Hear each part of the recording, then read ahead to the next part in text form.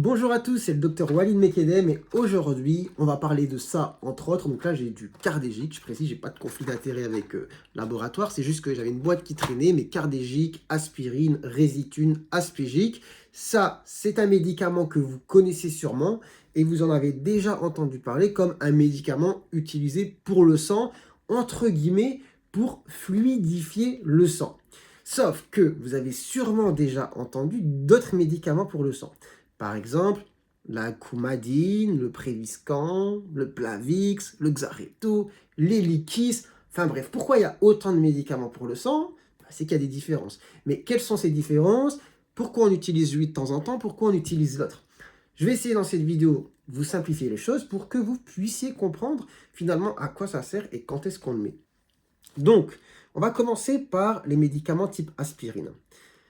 Ce sont en fait des anti-agrégants plaquettaires. Donc le fait de dire que c'est un anticoagulant, c'est pas vraiment vrai. Je vais vous expliquer. Dans le sang, on a des plaquettes. Et quand on a un saignement, ces plaquettes s'unissent pour finalement arrêter le saignement. D'accord? Vous ouvrez, vous saignez rapidement. Si vous n'avez pas de problème de santé, ça s'arrête. Il y a une croûte qui se forme tout simplement parce que voilà, la nature est bien faite. Les plaquettes s'agrègent et c'est terminé. Affaire classée. Ça, c'est le processus normal. On n'est pas dans la maladie, tout se passe bien.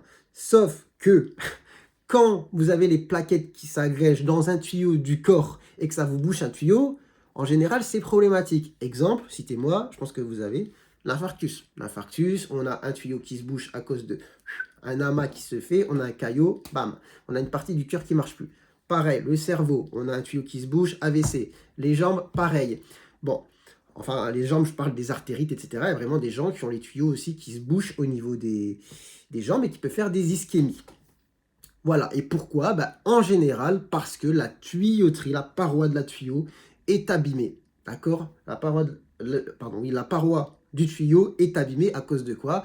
À cause de l'athérosclérose, qu'on appelle l'athérosclérose, qui est due à beaucoup de choses, le mauvais cholestérol, le tabac, la tension artérielle, le diabète, tout ça, ça abîme la tuyauterie. Et quand on a des tuyaux abîmés et que le sang passe, au bout d'un moment, il y a des phénomènes physiques qui font que ça s'agrège, les plaquettes arrivent, elles forment un caillou et ça se bouche. Ça, on veut éviter que ça se produise. Et du coup, chez les personnes qui ont déjà eu des accidents de ce type-là, type infarctus, type AVC, on se dit, bon, on va quand même pas tenter le diable, on va éviter que ça se reproduise. Et du coup, là, c'est vraiment nécessaire de vous mettre un anti-agrégant plaquettaire parce que votre tuyauterie est en mauvais état. On va éviter qu'à nouveau, on se retrouve avec un tuyau qui se bouche parce que les plaquettes s'agrègent. Donc, on part sur les anti-agrégants plaquettaires, type Cardégique ou Résitune. Il y en a d'autres aussi qui sont peut-être un peu moins connus, comme le Plavix, mais qui sont utilisés finalement pour le même souci. D'accord? Donc là, on était sur les anti-agrégants plaquettaires. Donc, vous comprenez maintenant quand on parle des médicaments aspirine, pour le sang, c'est pas tant pour le fluidifier, pour le rendre plus liquide, c'est juste pour éviter qu'il y ait ce phénomène de cailloux qui se forme quand le sang passe dans des tuyaux qui sont très abîmés. Voilà le principe. Maintenant, on passe sur une autre catégorie de médicaments pour le sang, dit anticoagulants, que vous connaissez peut-être, Préviscan, coumadine. Là, on est sur quoi? Là, on est sur des anti-vitamine K, des AVK. Donc là, ça va vraiment agir pour le coup sur la coagulation en rendant votre sang plus fluide. Donc le foie fabrique des choses, des facteurs de la coagulation, qui permettent de gérer ça dans le sang. Et avec ce médicament, on va faire en sorte qu'il n'en fabrique plus trop. En tout cas, pas tous, mais une certaine partie, on arrête de les fabriquer. Conséquence directe, pour le coup, là, vous avez le sang vraiment très fluide. Alors, dans quelles circonstances on va le mettre? C'est quoi la différence avec le cas d'avant? Eh bien, c'est qu'il y a des personnes qui n'ont pas forcément les tuyaux abîmés, mais qui vont faire des cailloux dans le sang parce qu'il y a des phénomènes de coagulation, en dehors du fait que le sang passe dans des tuyaux abîmés. D'accord? Donc là, on n'est plus sur une histoire de plaquettes. Je vais vous donner un exemple concret. Donc, il y a des gens, par exemple, qui font de l'arythmie, de la fibrillation atriale. Attendez, je regarde si le micro est allumé. Oui, c'est bon. Donc, ils font de la fibrillation atriale, c'est quoi? C'est le cœur qui bat un peu n'importe comment. Il faut s'imaginer que ça fait un effet mixeur, d'accord? Et donc, cet effet mixeur, ça fait des grumeaux. Et les grumeaux, bah, du coup, c'est des cailloux qui peuvent aller dans le cerveau, etc. Donc, pour éviter cet effet grumeau, c'est comme si on mettait un genre de, pas de gélifiant, mais l'inverse du gélifiant dans le sang pour éviter qu'on se retrouve avec du sang qui se coagule. Ok. Après, il y a des personnes, par exemple, qui ont déjà fait, pour X raisons, je ne vais pas entrer dans les détails, je ferai une vidéo peut-être sur le sujet, une embolie pulmonaire un jour. Un caillou de sang qui est parti se coincer dans une artère des poumons. Bon, bah, c'était pas à cause du fait qu'ils aient les tuyaux abîmés, à cause du tabac, diabète, tension, etc. Des fois, ça arrivait à cause d'autres problèmes de santé. Et bah, quand on veut éviter ça, on peut se retrouver dans une situation où on va mettre un anticoagulant pendant un certain temps. Donc là, vraiment, pour le coup, on veut un sang plus fluide. Autre exemple, ah oui, j'ai oublié, c'est un exemple quand même assez important, c'est les gens qui ont des, comment on appelle ça, prothèses, des prothèses valvulaires, des fausses valves. Vous voyez, dans le cœur, il y a des valves qui font ça, qui laissent passer le sang. Quand elles sont abîmées, chez certaines personnes, on en met des fausses, des artificielles, en métal. Sauf que, en fait, le fait que ce soit en métal, que ce soit des fausses, ça coagule le sang. Et donc, on n'a pas envie qu'il y ait des caillots qui se forment. Donc, on va mettre un anticoagulant. Donc, type Préviscan, Coumadine. Le problème de ces trucs, de ces médicaments, qui datent maintenant, c'est qu'ils sont compliqués à gérer. Ceux qui prennent en commentaire, ceux qui prennent ce genre de médicaments, dites-le en commentaire. En fait, il y a un indice qui permet de savoir si on est dans la bonne zone, si le sang il est bien assez liquide. Donc c'est ce qu'on appelle l'INR. Sauf que cet INR, chez certaines personnes, il fait le yo-yo. Et sachant que ça varie beaucoup en fonction de l'alimentation, etc. Donc vraiment, c'est un casse-tête. C'est des médicaments que j'aime pas trop utiliser parce que voilà, c'est difficile. Il faut beaucoup les surveiller et c'est un petit peu compliqué. Il y a chez des personnes c'est qui c'est très bien, c'est stable, ça bouge plus, on a la même dose, on fait rien et puis voilà. Il y en a chez qui ça varie beaucoup, mais c'est des médicaments qui ont été très utilisés. Il y en a encore des personnes qui ont ce genre de médicaments parce qu'en fait, bon, c'était les anticoagulants qu'on utilisait dans ce genre de situation. Après, qu'est-ce que je voulais dire? On va passer sur les prochains anticoagulants qui sont les nouveaux.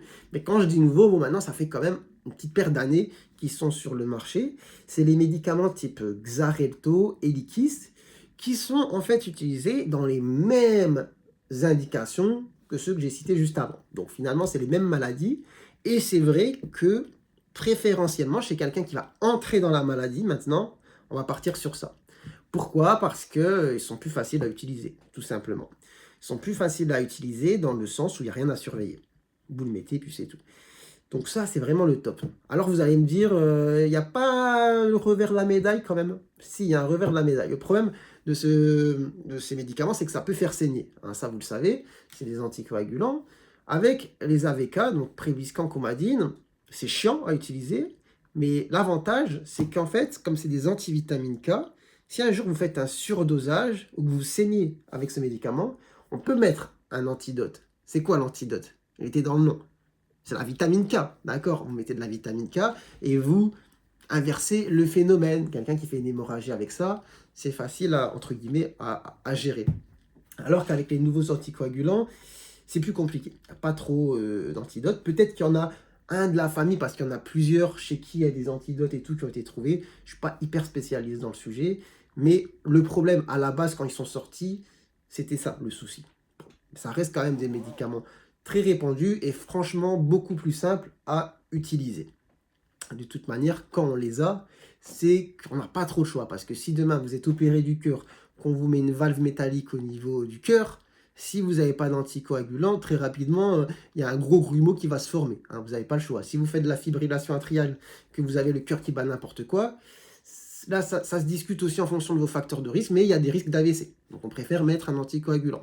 Vous voyez, si, comme je vous ai dit, vous avez fait une embolie pulmonaire, là, c'est obligé. Vous allez aussi avoir un anticoagulant. Donc, quand on est dans certaines situations, on n'a pas le choix. Donc, maintenant, entre les deux, c'est vrai que sur les nouvelles prescriptions, en général, on préfère partir sur les nouveaux anticoagulants, type Xarelto, Eliquis.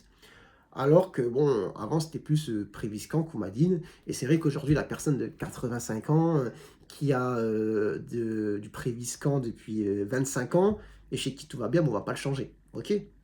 D'accord? Mais pour l'initiation, c'est un petit peu différent. Voilà, voilà. Je pense que c'est l'essentiel à connaître et à savoir sur les anticoagulants, antiagrégants. Comme ça, maintenant, vous voyez peut-être un peu plus clair. Vous savez qu'il y a des médicaments pour le sang, que ça peut fluidifier le sang, entre guillemets, mais voilà, c'est plus nuancé que ça quand même. Il y a des choses qui diffèrent entre les médicaments, ça ne marche pas de la même manière. et on ne les met pas dans les mêmes situations. Voilà, c'était à peu près tout pour ce sujet. J'espère que vous aurez appris des choses. N'hésitez pas à poser des questions peut-être en commentaire. Et surtout à mettre vos témoignages. Par exemple, moi, ce qui m'intéresserait de savoir, c'est ceux qui sont sous AVK, donc Coumadine, Préviscan. Comment vous gérez votre INR? Est-ce que votre INR, il est stable dans le temps? Est-ce qu'il y a beaucoup de variations? Et en fonction de quoi ça varie? Comment vous faites un petit peu pour régler cet INR? Voilà, voilà. Et pour ceux aussi, les nouveaux qui ont les médicaments, qui sont entrés dans les médicaments, est-ce qu'on vous a prescrit du coup Préviscan, Coumadine, ou est-ce qu'on est parti directement sur Xarelto ou Eliquis? Mais je connais un petit peu la réponse pour cette question.